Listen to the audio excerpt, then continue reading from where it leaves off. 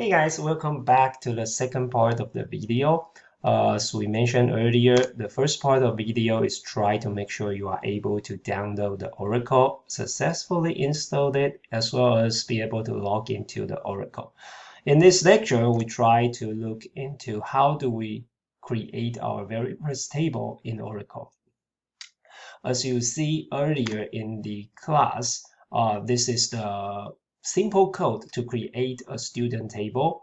The whole code starts with creating table as the reserved word, and then provide the name of the table with an open as well as a closed parenthesis, and with a semicolon. Inside of this code, you try to provide the name of each attribute as well as the data type plus the size of the data type. And therefore, you can see that all of these things that are necessary for you to specify, and so that you will be able to create the very first table of your own. The data types we discussed earlier, including the varchar 2, provide one parameter of the size, indicating it is going to be a variable length character. You can also have a char with a size. The number has three variations. The first one is about the integer. If you put only one parameter, it will be an integer values. If you put two parameters, you are specifying the precision and scale, so it will become a fixed point decimal values. If you simply put number without any parameter, then it is a floating point decimal values that can store into a very high precision of the numbers. The rest part of it are all useful data types, especially the date. That's something that we will probably want to see today. So these are all the data types that we have seen earlier. While we try to define a table on top of the table name, attribute name, as well as attribute informations, we can also specify the constraints. There are 5 different constraints that we will be able to specify. The first two are considered as integrity constraint, which mainly focus on the primary key as well as the foreign key. The next 3 constraints are considered as the value constraints. So we try to see if null is available, if unique is going to be reinforced, and then we can also check a certain set of values are allowed in the attribute. So you can see that when we were looking into this code, there are some constraints to specify the non-null constraint as well as the primary key defined over here. In, again, our previous class, we talked about this. If you try to define any constraints while you try to create the columns, that are considered as the column level definition. If you try to define the constraints after the columns are defined, then we are considered that as a table level constraint. So these are important things for you to remember because we will talk about this. While you try to define a constraint, you also want to provide the name of the constraint. The way of defining the name of the constraint is that you need to specify the table with an underline and then talk about what is the attribute and then use the abbreviation to specify what kind of constraints that you want to do. Again, this is only a name. It will not do anything until you really put the reserved word, in this case not null, to specify that this is going to be a non-null constraint. The same thing over here. You see that we try to define a primary key in the table level. We put out a constraint as the reserved word, provide the name using the same fashion, student table, and then we want the student ID to become the primary key. So you have the student ID, which is the column name, underline a PK, which is the abbreviation for primary key. So you can see that we need to really give a primary key reserved word to specify that which constraints that you want to add. In table level, again, we will talk about this a little bit more. In table level, you need to specify which attribute that you want to designate it as the primary key. You may curious. I thought I already talked about all of these things over here. Again, It is not true because this is just a name. It's a way for human to understand it, not for computers. So for computers, what you will see is that it sees a word of a constraint, you provide a name, and again, you can provide whatever name that you want. You need to provide the full instruction for the computer to understand it so that the reserved word primary key need to be there to specify the primary key. If you define the primary key in the table level, you need to repeat which attribute that you want to specify. If you want to define that in a column level, which we will see that pretty soon, you will add a constraint over here, provide a name over here, and then say primary key, and you can put a comma over there indicating that's the end of it.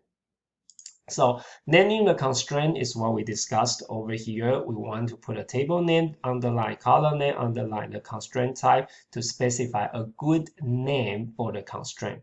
So that, for example, you can see employee DEPT NO PK indicating that you want to set up a primary key using the DEPT NO as the attribute for EMP table.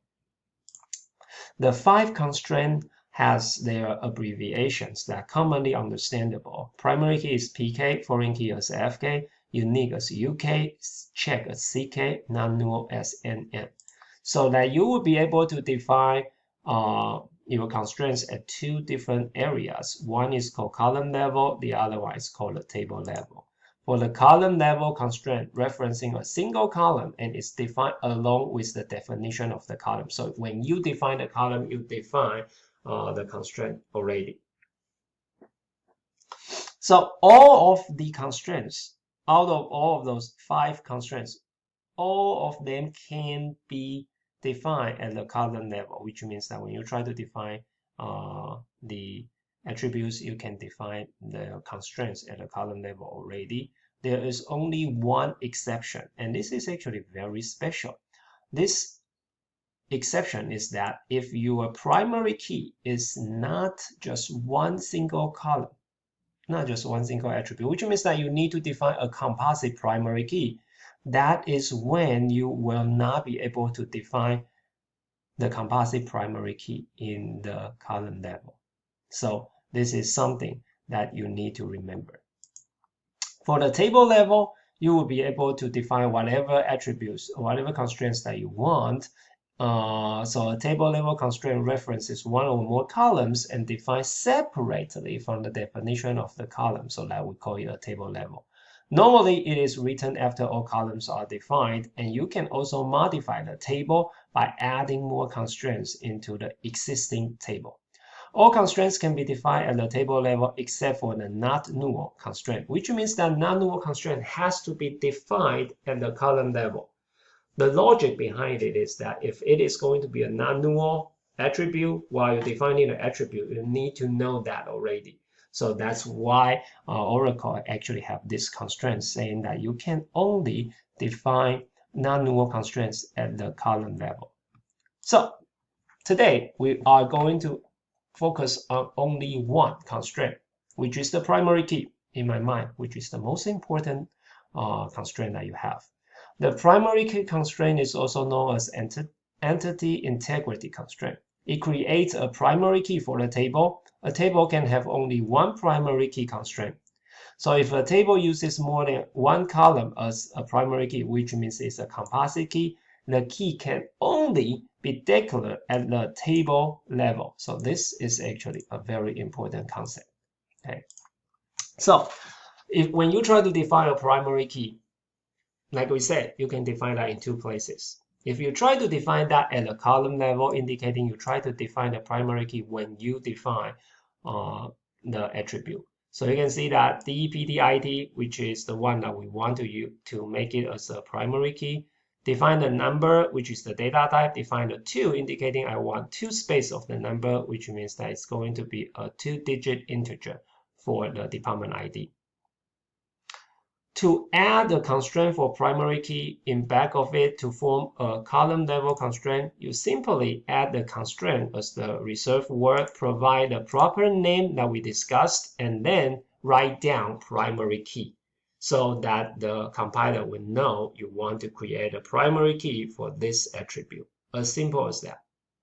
If you don't do that at the column level, you want to do that at the table level, the constraint is defining as this way. Constraint, DEPT, the name of the constraint, primary key. Now you need to add one more parenthesis indicating which attribute that you are really talking about. Because what the computer will see is this word constraint provide a name, primary key, and it need to know which attribute that you want to design as the primary key. So it is very important to see the difference. And therefore, you can see that they are almost identical, no matter you want to define in the column level or the table level. You can see that it is all the same until for the table level, you need to add the DEPT ID in back of it to indicating that this is the attribute that I want to look at. So this is something very important. And therefore, the table is created as soon as the create statement is successfully executed. Once it is executed, you will see a message saying that table created. So in general, you have the following code of the structure: create table, name of the table with all of the attribute name, information, and the constraint. So you can see that while we were looking into the same student table again and again, I want to let you guys understand this. In this case, we define all of the tables, and now we have adding the constraint of the primary key in the end of it as the table level primary key constraint. If we want to add that as the column level, what we are going to do is simply take this code and then add it in here. Then we actually can create it. Can easily create a primary key in our column level, and that is going to show the same thing. And therefore, what I want you guys to do is that go to the Oracle, so you can try to see this one, be able to log into the Oracle, and then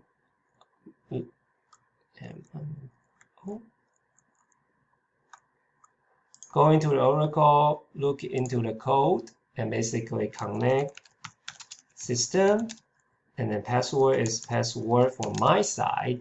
Once this is created, what I want you guys to do is simply that go into the C folder. So you can see C folder, create a temp folder for yourself, and then inside of this folder, try to create a text document. And this file can name anything that you want. I'm going to name it as test. And the important thing is that you need to end with the SQL. So once we have creating that, it will be a space for you to write whatever code that you have. So what I would do is that I would go into here, copy and paste everything that we have in here, save that file, and then go into the Oracle, execute the code. So how do we execute the code? Here is the most important thing. You need to use the @ sign here, put a C comma slash indicating the temp folder slash the file name that you just created. Because I develop a temp folder and I'm going to put a file in the temp folder. So what I'm trying to do over here is that I can simply try to execute the code. So what I have see over here is that because when I'm testing it, I already create a student table so that it will show some problems. Since I already have the student table, it won't let me do that. So I need to drop the table and then try to execute the code one more time. If you hit up arrow, you will be able to see the code that you have done before. So when we hit enter, you will see the table created.